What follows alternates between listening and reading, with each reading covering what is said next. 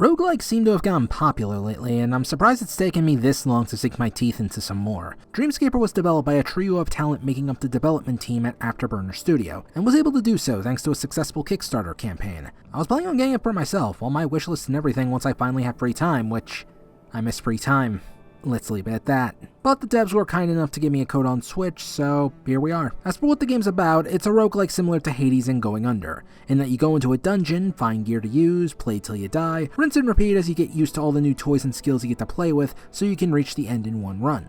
Dreamscaper's plot stars a woman by the name of Cassidy, who's going through some mental health problems in her life. While she tries many things, one day, she decides to play a video game, only for it to crash and ruin her evening. Oh hey, they accurately depicted how I felt when playing SMTF and losing all that progress. While it's clear she can't punch her feelings in gaming, she can kick their asses in her dreams. And over the course of trying to reach the end, you'll uncover more details of Cassidy's life, and just what made her have all these problems in the first place. Of course, getting over mental problems goes beyond just doing quotes from JoJo at the top of your lungs. As you complete levels, you'll gain a few different kinds of currency, which can be used in various activities Cassidy does to help gain permanent upgrades, new weapons, and even help influence the layout of dungeons. So if I wanted more healing spots in later levels, I have to spend the right amount of that currency to gain a chance for an easier time.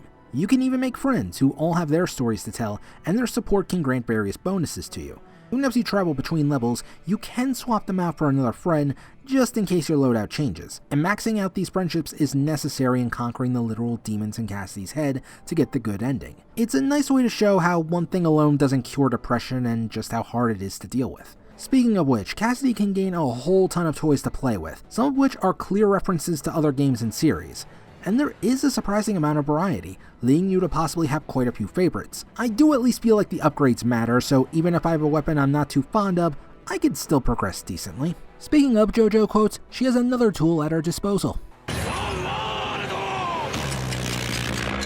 Of all the tools I had, this was the biggest tide turner. The only issue being you can only do this once in a fight, and it does kinda have a recharge timer, needing about 3 more encounters before you can use it again. So using the ability does require patience and knowing just when to use it to lay on the most damage. Or you could be like me, realizing, oh god, I'm going to die, use it and then screw yourself in the next encounter.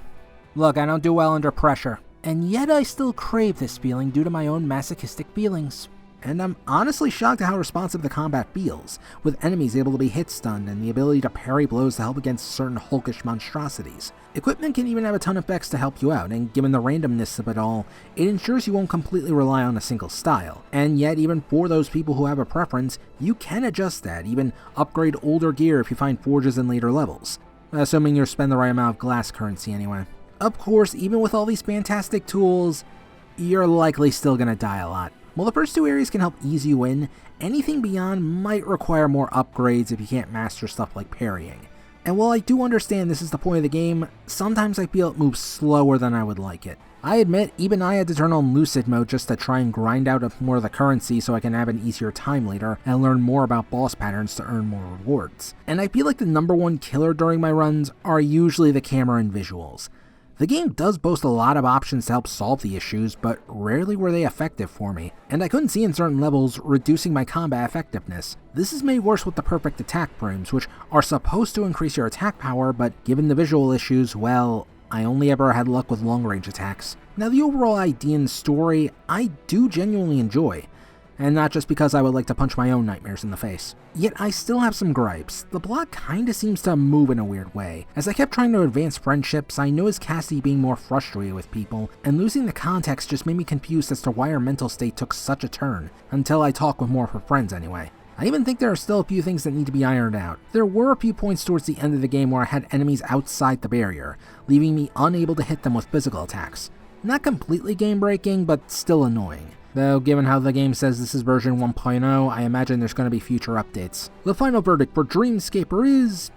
check it out.